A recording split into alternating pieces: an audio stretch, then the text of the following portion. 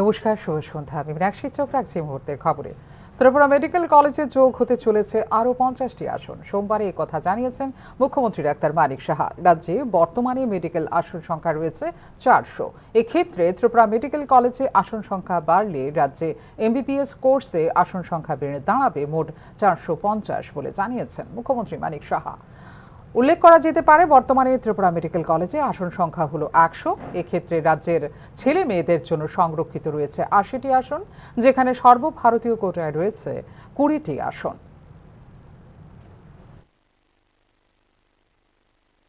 আমাদের 400 সিট তো হয়ে গেল সব মিলে।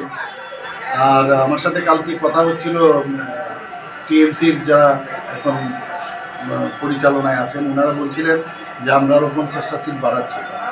তো দ্যাট মিনস আরও 450 হয়ে যাবে। তো ভালো, সিট যদি বাড়ে আমাদের ত্রিপুরার ছেলে মেয়েদেরই সুবিধা হবে। নিজস্ব মহাকাশ স্টেশন নির্মাণ ও পরিচালনা করার জন্য এক ধাপ এগিয়ে গেল ভারতীয় মহাকাশ অনুসন্ধান সংস্থা বা ইসরো। সোমবার মিশন স্পেসএক্সের সাফল্যের মধ্য দিয়ে মহাকাশে নিজস্ব স্টেশন নির্মাণ ও পরিচালনা পরিকল্পনা নিয়েছেন ইসরো। সারা বিশ্ব যখন নতুন বছরকে স্বাগত জানাতে তৈরি হবে, তখনই মহাকাশে নিজস্ব স্পেস স্টেশন নির্মাণের জটিল পরীক্ষায় অবতীর্ণ হয়েছে ইসরো। পৃথিবীর কক্ষপথে ঘূর্ণায়মান দুটি কৃত্রিম উপগ্রহকে জুড়ে একটি মহাকাশ যান তৈরি করবে ভারতের মহাকাশ গবেষণা সংস্থা। ইসরোর এই পরীক্ষার পোশাকি নাম স্পেস ডকিং এক্সপেরিমেন্ট মিশন বা স্পাডেক্স। মহাকাশ বিজ্ঞানীদের দাবি, পৃথিবীর কক্ষপথে বুলেটের চেয়েও 10 গুণ গতিতে ঘুরে চলা দুটি কৃত্রিম উপগ্রহকে জুড়ে একটি মহাকাশ যান তৈরি করা যেমন কঠিন, তেমনি চ্যালেঞ্জিং। গত 1 দশকের বেশি সময় ধরে এই বিষয়ে নিরন্তর গবেষণা চালিয়েছে ইসরো। সোমবার রাত্রি 9:58 এই এক্সপেরিমেন্ট করার সময় নির্ধারণ করেছে ইসরো। বর্তমানে কেবলমাত্র আমেরিকা, রাশিয়া এবং চীনের মহাকাশ গবেষণা সংস্থার কাছে রয়েছে এই প্রযুক্তি। মহাকাশ স্টেশন তৈরির ক্ষেত্রে এই প্রযুক্তি অত্যাবশ্যক। ইসরো যে ইতিমধ্যেই সেই লক্ষ্যে পা বাড়াতে শুরু করেছে তা বলাই বাহুল্য। মহাশূন্যে তীব্র গতিতে ঘূর্ণায়মান দুটি বস্তুকে কাছাকাছি এনে জুড়ে দেওয়াকেই বিজ্ঞানের পরিভাষায় বলা হয় ডকিং। ফের ওই দুই উপগ্রহকে আলাদা করাকে বলা হয় আনডকিং। ভারত নিজস্ব ডকিং প্রযুক্তি তৈরি করতে সক্ষম হয়েছে। এ ধরনের জটিল এবং সূক্ষ্ম প্রযুক্তি কখনোই কোনো দেশ হস্তান্তর করে না। এটা সত্যি গর্বের। ইতিমধ্যেই এই ডকিং প্রযুক্তির শর্ত নিয়েছে ইসরো বলে জানিয়েছে ইসরোর চেয়ারম্যান এস সোমনাথ। শুনতে এটা বেশ সহজ বলে মনে হচ্ছে, কিন্তু ডকিং হলো একটা অত্যন্ত জটিল প্রক্রিয়া। পদার্থবিদ্যার বহু হিসাব নিকাশ মাথায় রাখতে হয়েছে।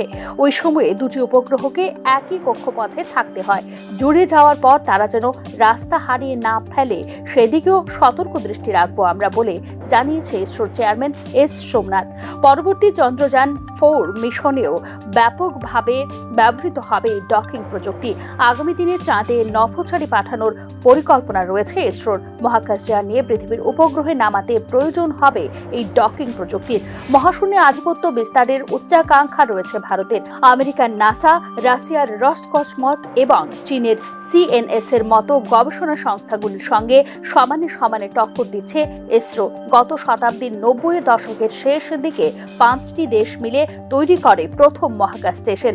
দুনিয়ার এর পরিচিতি ইন্টারন্যাশনাল স্পেস স্টেশন হিসেবে। সম্প্রতি সম্পূর্ণ দেশীয় প্রযুক্তিতে ঠিক একই ধরনের মহাকাশ স্টেশন তৈরি করেছে চীন।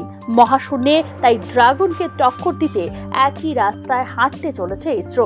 এদেশের মহাকাশ স্টেশনের নাম হবে ভারতীয় অন্তরিক্ষ স্টেশন।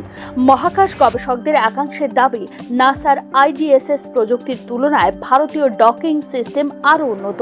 কারণ মহাশূন্যে এ ধরনের কাজের জন্য মোট 24টি মোটর ব্যবহার করে থাকে আমেরিকার সংস্থা। সেখানে মাত্র 2টি মোটরে কাজ সেরে ফেলবে ইসরো। প্যাডেক্স মিশনে এই প্রযুক্তির পরীক্ষার জন্য যে মোটর ব্যবহার হচ্ছে তার ব্যাস 450 মিলিমিটার।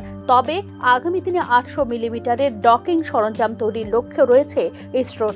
গগনযান মিশনের মহাকাশচারীরা এই প্রযুক্তি ব্যবহার করবেন বলে জানিয়েছে ISRO. Bureau report, news now. প্রতিবাদে আগরতলায় মিছিল সংগঠিত করল 4টি বামপন্থী দল। এদিন মেলার মাঠ থেকে শুরু হয়ে মিছিলটি পরিক্রমা করে শহরের বিভিন্ন পথ। গত 17 ডিসেম্বর সংসদে শীতকালীন অধিবেশন চলাকালীন সময়ে সংবিধান রচয়িতা বাবা সাহেব আম্বেদকরকে নিয়ে কুরুচিকর মন্তব্য করেছেন কেন্দ্রীয় স্বরাষ্ট্রমন্ত্রী।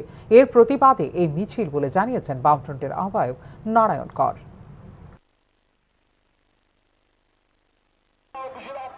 স্বরাষ্ট্রমন্ত্রী উনি ডক্টর আম্বেদকর সম্পর্কে যে কুরুচিপূর্ণ মন্তব্য করেছেন, আমাদের মিছিল হচ্ছে আজকে সারা ত্রিপুরা রাজ্যে হচ্ছে 5টি বামপন্থী দলের ডাকে। আমাদের পরিষ্কার পরিচ্ছন্ন বক্তব্য, অমিত শাহকে ক্ষমা চাইতে হবে। মেলবোর্ন টেস্টে অস্ট্রেলিয়ার কাছে 184 রানে হেরে গেল ভারত। একই সাথে কঠিন হয়ে পড়ল আইসিসি বিশ্ব টেস্ট চ্যাম্পিয়নশিপের খেলার পথ। মেলবোর্নে অস্ট্রেলিয়ার বিরুদ্ধে খেলা বক্সিং ডে টেস্টে শোচনীয় পরাজয়ের সম্মুখীন হয়েছে ভারত। সোমবার ম্যাচের পঞ্চম দিন টিম ইন্ডিয়ার কাছে 340 রানের টার্গেট ছিল, কিন্তু ম্যাচটি 184 রানে জিতেছে এবং এই সিরিজে 2-1 ব্যবধানে এগিয়েও গিয়েছে স্বাগতিক অস্ট্রেলিয়া। সবথেকে উল্লেখযোগ্য বিষয় হলো এই জয়ের মধ্য দিয়ে বর্ডার গাভাস্কার ট্রফিতে পরাজিত হবে না তা নিশ্চিত করেছে অস্ট্রেলিয়া। মেলবোর্নে খেলা এই টেস্ট ম্যাচে অস্ট্রেলিয়া তার প্রথম ইনিংসে 474 রান করেছিল, যার জবাবে 379 রান করে টিম ইন্ডিয়া। এমতাবস্থায় 105 রানে পিছিয়ে ছিল রোহিত বাহিনী। এরপর দ্বিতীয় ইনিংসে 234 রান করে অস্ট্রেলিয়া। জয়ের লক্ষ্য তারা করতে গিয়ে দ্বিতীয় ইনিংসে মাত্র 155 রান করতে সক্ষম হয় ভারতীয় দল। তৃতীয় সেশনে 20 ওভার 3 বলে 34 রান তোলার ফাঁকে শেষ 7 উইকেট হারিয়ে ফেলে ভারত। মেলবোর্ন টেস্ট জয়ের মধ্য দিয়ে 5 টেস্টের সিরিজে প্যাট কামিন্সের দল এগিয়ে গেল 2-1 ব্যবধানে। সিডনিতে শেষ টেস্ট শুরু হবে 3রা জানুয়ারি থেকে। বর্ডার গাভাস্কার ট্রফির দখল নেওয়ার সম্ভাবনা জোরালো করল অস্ট্রেলিয়া। অপরদিকে অস্ট্রেলিয়ার মাটিতে টেস্ট সিরিজে জয়ের হ্যাটট্রিকের সম্ভাবনা আর রইল না ভারতের।